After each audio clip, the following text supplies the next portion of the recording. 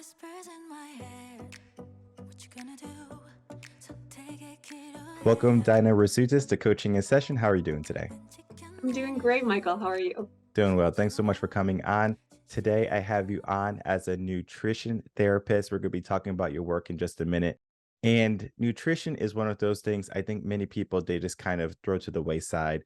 They don't really put it to heart until maybe their heart's at jeopardy. They have high cholesterol. There's something going on in their life where they say, you know what, let me start to focus on my life.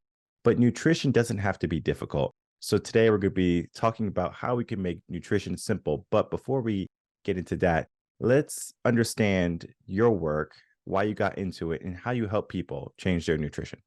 I typically work with health conscious clients, so people who already live healthy lifestyles, they're interested in nutrition and eating the right foods, but they're still struggling with symptoms, mainly digestive symptoms, hormonal imbalances, and skin conditions like acne. These people who think that they're doing everything right, but still not feeling well, often they'll go to their doctors and their doctors will say, your blood markers look good, there's nothing wrong, I don't know why you're feeling that way.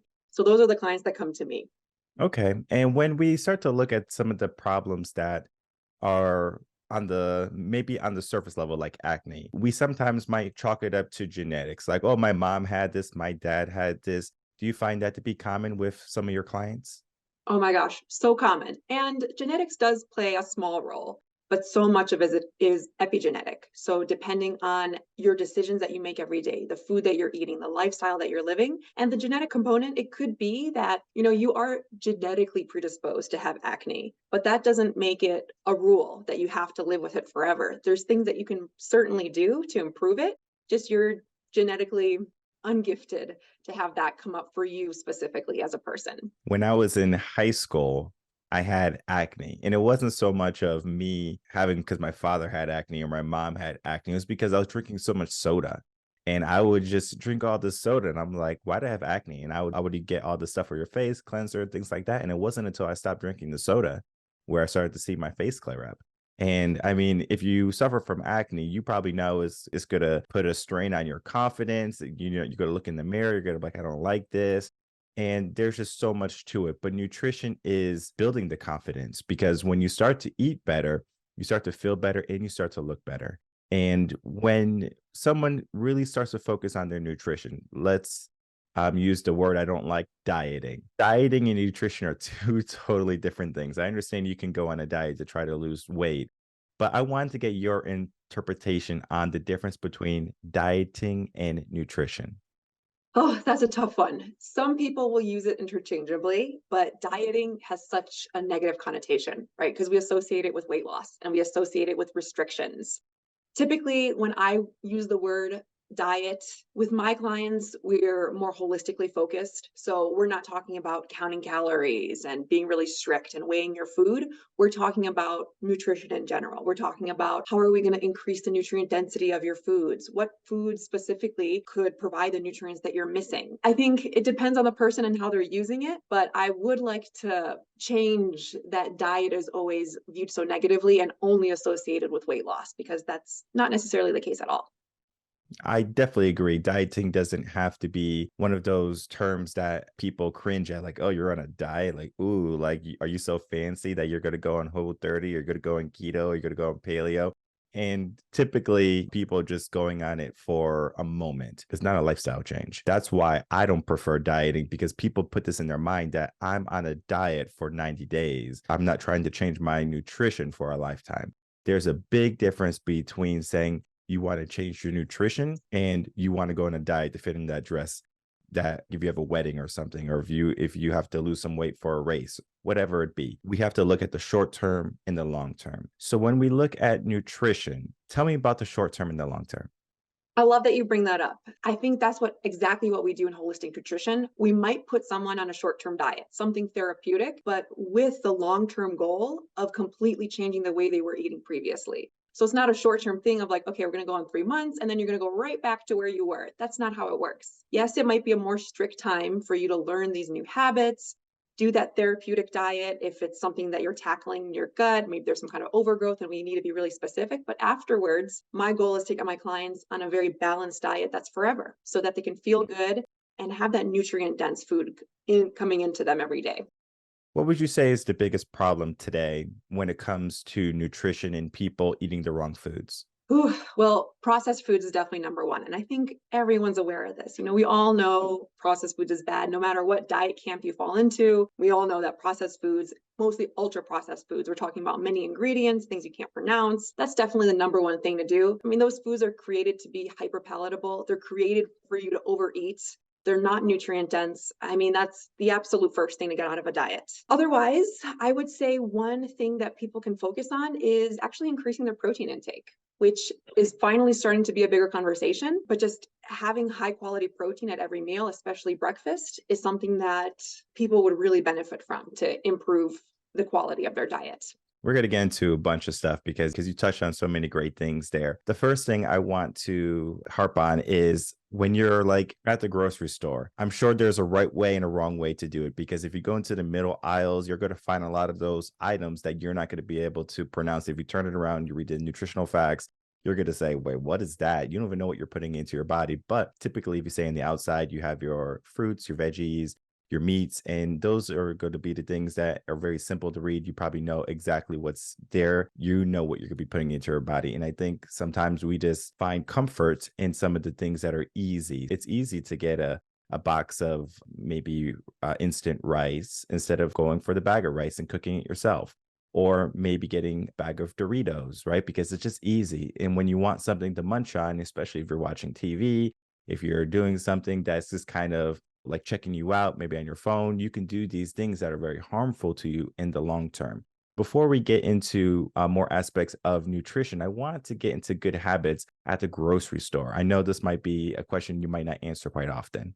Oh, such a good question. I think you nailed it. Sticking to the outside of the grocery store is a really good starting point, and getting as many whole foods as possible. So things that either don't have labels or the label has one ingredient, like frozen peas, and that's the only thing in there. So that's a really good rule of thumb. So go by that. Then you could look at higher quality versions of the things you love. Like, let's say you love some mac and cheese because that's something that brings you back to being a kid. It's easy, whatever it might be. That food's still okay to stay in your diet as an occasional treat, but look for a higher quality. Look for something that's made with organic ingredients, for example, that doesn't have all these additives. It's amazing what the industry has done now to provide us with better options. They might be a little more expensive, but it's really not huge differences if you're treating it as an occasional food. So that's also a good thing to do, especially because it's convenient and we're all busy. So those convenient foods shouldn't have to be scratched out of the diet necessarily, but just finding better quality versions of them. And would you say it's easier to eat healthy on a budget, or is it easier to be unhealthy on a budget? Good question. It becomes an investment, right?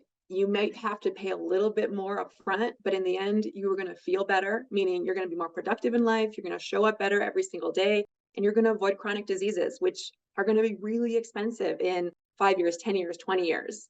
Spending that little bit of extra money at first is going to save you money in the end.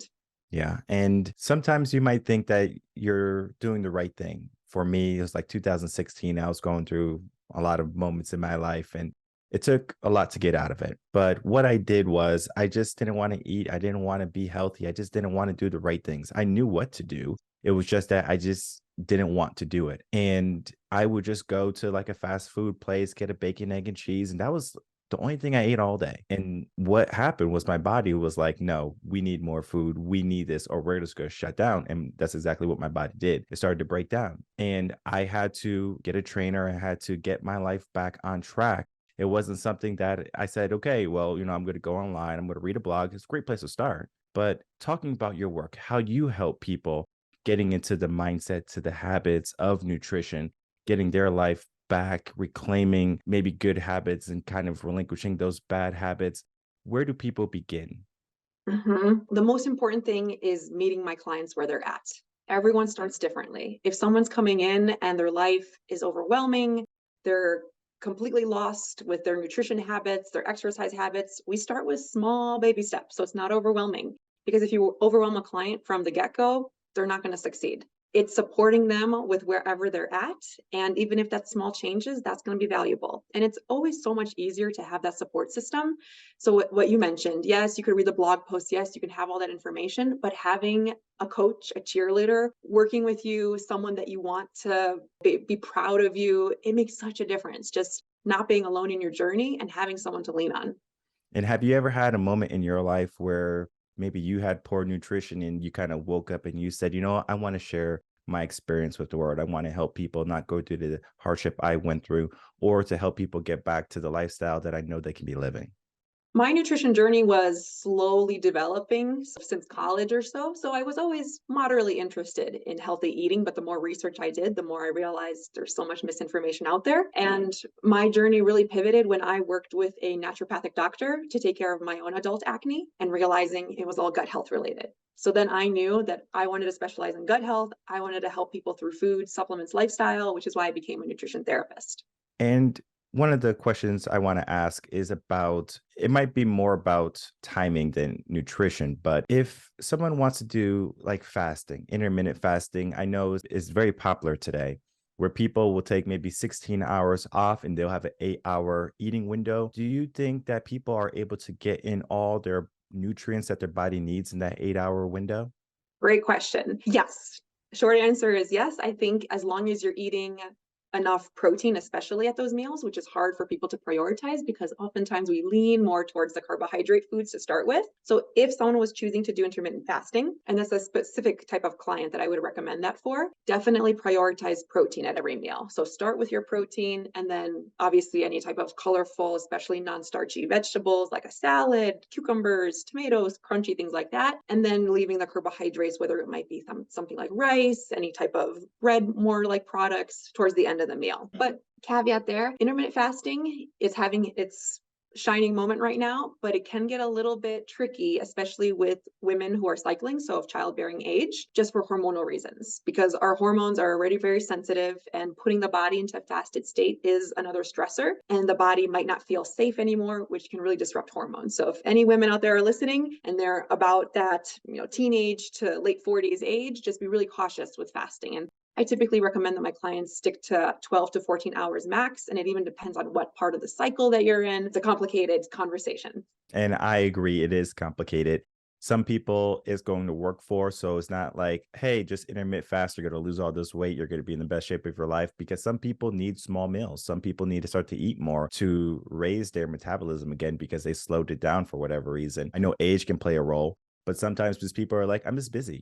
I got a 9 to 5, I get my 12 o'clock lunch, and then maybe I eat dinner. So, and breakfast could be something very quick, maybe a coffee, maybe a donut. And that right there is not going to help you, because if you think about it, coffee and donuts, I don't think they have much protein in it, maybe 1 or 2 grams. Yeah, that's the exact problem with the breakfast foods that we think of these days. It's so embarrassing. Like pancakes and waffles, even toast. There's no protein in there. It's all carbohydrates. You're going to crash in an hour. It sets you up for failure for the rest of the day because you're going to have those blood sugar highs and lows.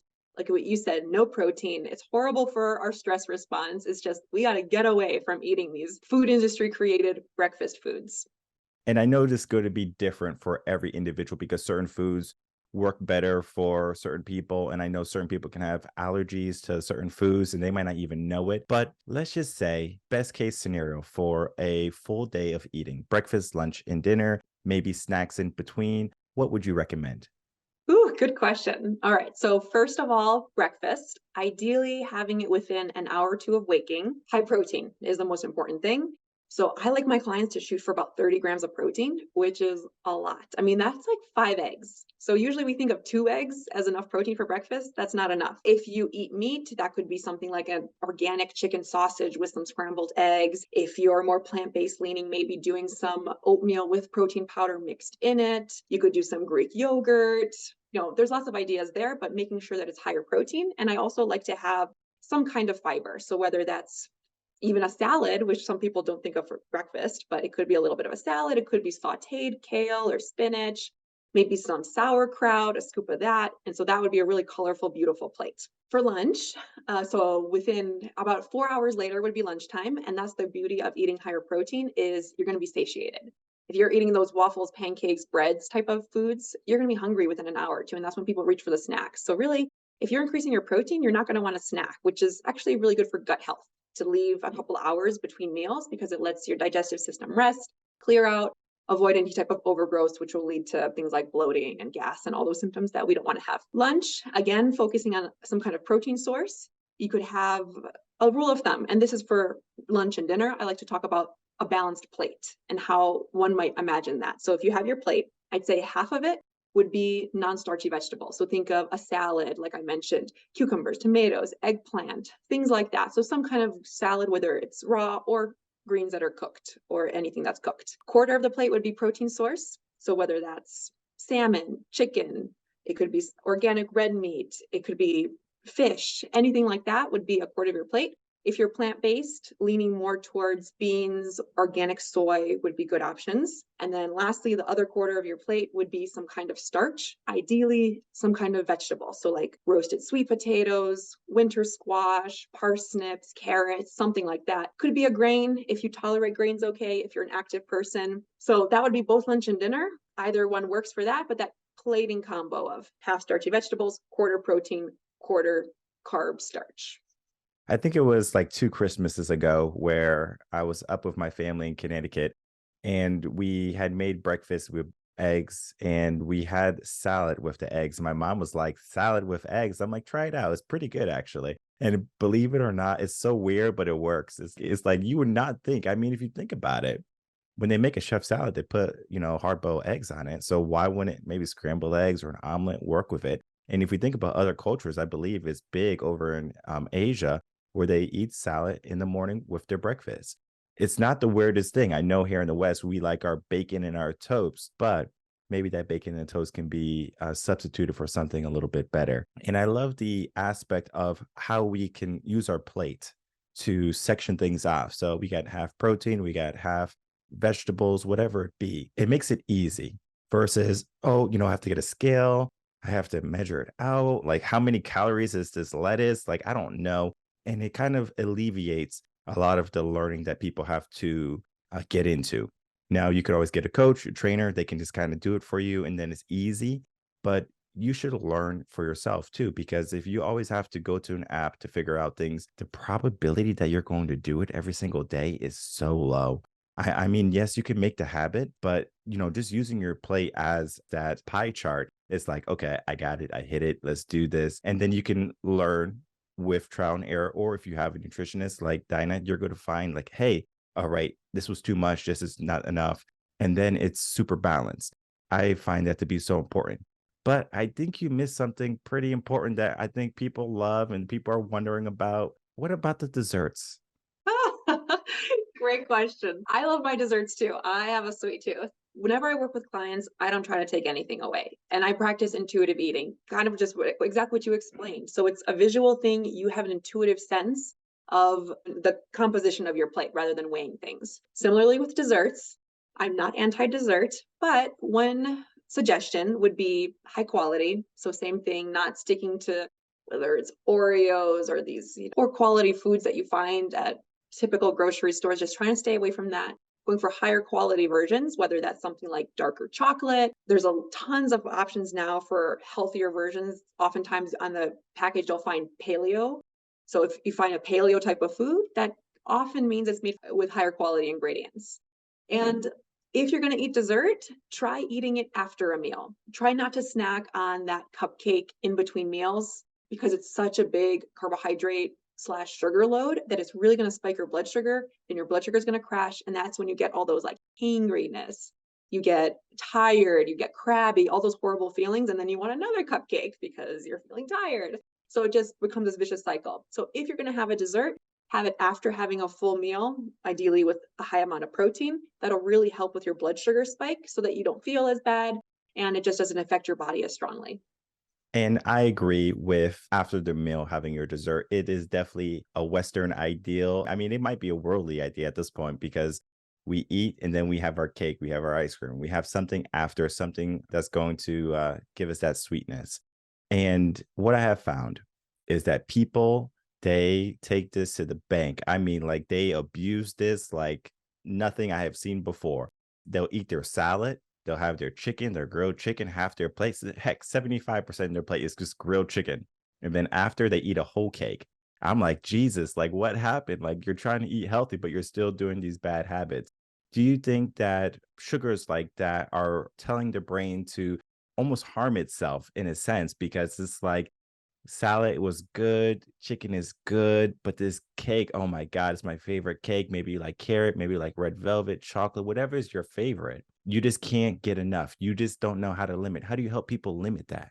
Ooh, that could be just working on habits. So little by little, getting off of that sugar addiction, because sugar truly is an addictive substance. So just having people come off of it. If it is something that you absolutely cannot control, then that shows me that there could be something going on inside of you, like an overgrowth of something like a pathogen, like a yeast, for example, candida. And that point, it's not your fault anymore. It's your body's taken over by this craving, and you're feeding the bugs that are inside of you. You're not even feeding your own body. So that's something to keep in mind. If you feel like you've done all the right things, you're eating tons of protein, which really should nix that craving for sugar. You should feel very satiated. Then I would definitely want to do some assessment of the gut.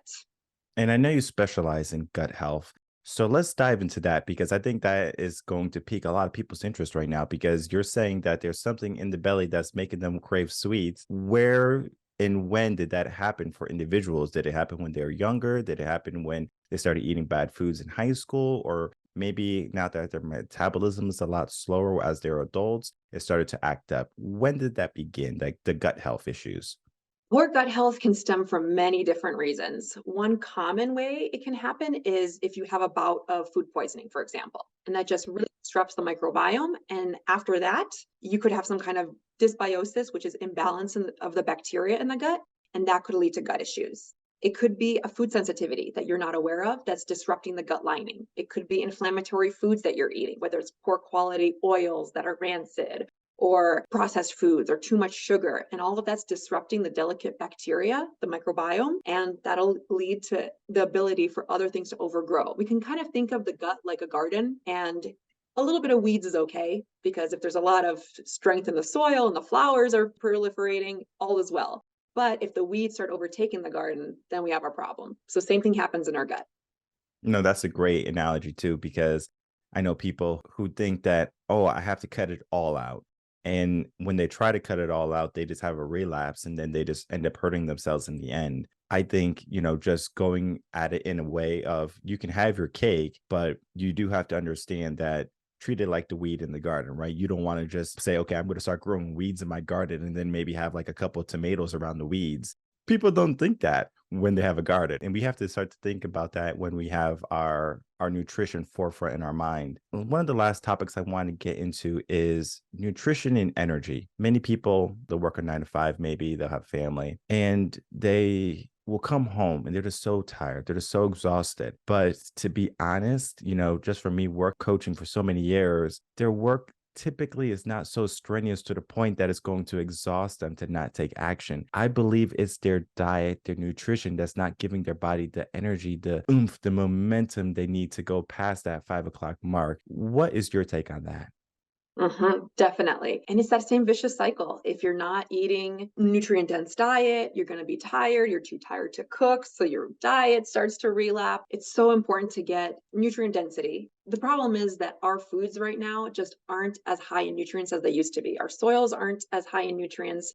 So people might think, oh, I eat tons of vegetables, I don't need to take any vitamins or minerals. But unfortunately, that's not the world we live in anymore. So supplements, I think, are a part of pretty much everyone's life, should be. So even if you're eating a relatively good diet, very likely you're still deficient in certain things, and certain nutrients are going to cause low energy. Definitely things to assess, whether it's running blood markers to see where you're at for different nutrients, whether it's looking at your gut health to make sure you're absorbing the nutrients from the food, because that's another thing I see. You can be eating the most beautiful, perfect diet, but if your gut's messed up, you're not even absorbing those nutrients. So there's so many things that could go wrong, and it's just domino effect. One of the things you said made me chuckle was because some people think they don't have time for nutrition the same as they don't have time to go to the gym. Oh, there's no time to go to the gym. There's no time to meal prep. There's no time to eat healthy. So they opt for the alternative, a quick McDonald's, a quick Burger King, or something along those lines. It's filling, but it's not maybe fulfilling because it's not going to give you the energy to do the things that you love later on. And when we are getting into the aspect of finally saying, I want to get my nutrition on track, I want to get my habits on track, what is stopping people from saying, I'm going to get my nutrition in check today? What's that number one thing stopping people? A big part of it, I think, is just not prioritizing it because it's hard. It's just like what you said, that we don't have time. But the reality is, none of us have time to be healthy. None of us have time to go to the gym. You make time.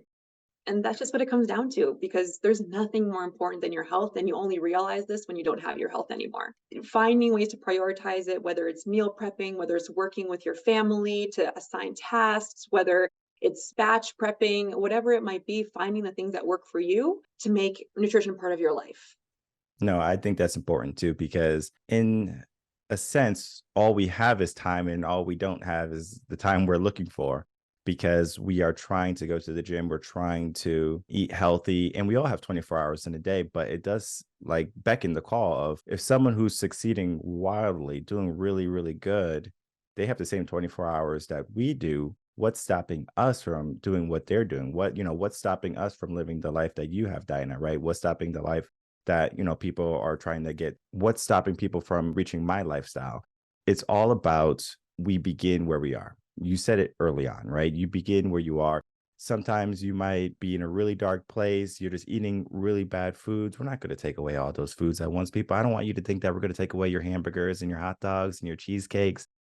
That is not what we want. We want you to be in better nutrition. We want you to make better choices. And I know sometimes when people, they are about to reach out to a specialist, someone who's going to help them with their life, whether it be coaching or nutrition, they are always hesitant because of that change. They fear the change.